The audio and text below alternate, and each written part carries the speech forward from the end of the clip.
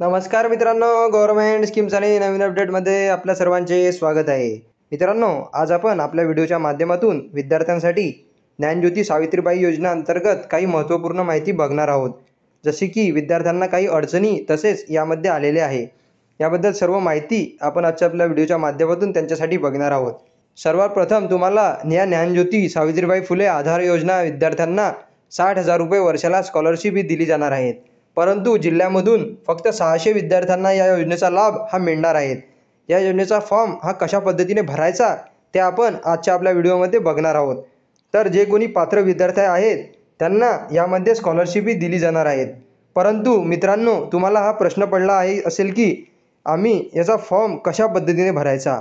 तर मित्रांनो, याचा फॉर्म हा तुम्हाला ऑफलाईन या पद्धतीने भरायचा आहे.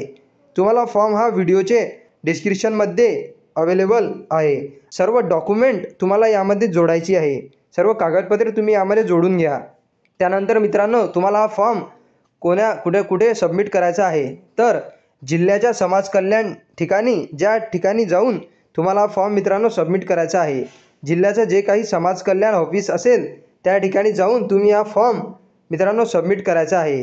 तुम्हाला 15 ऑक्टोंबरच्या आधी सबमिट करायचा आहे. तर ज्या विद्यार्थ्यांची ॲडमिशन प्रोसेस ही पूर्ण झालेली आहे, हा फॉर्म लवकरात लवकर त्या विद्यार्थ्यांनी भरून समाज कल्याण कार्यालयामध्ये जमा करायचा आहे.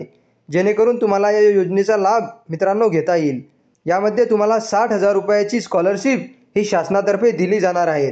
परंतु ज्या विद्यार्थ्यांना 10वी आणि 12वीमध्ये 60% जास्त गुण असेल तेच विद्यार्थी या योजनेअंतर्गत पात्र हे ठरणार आहेत. आणि त्यांनी आता पदवीसाठी ॲडमिशन घेतलेली आहे अशाच विद्यार्थ्यांनी हा फॉर्म भरायचा आहे.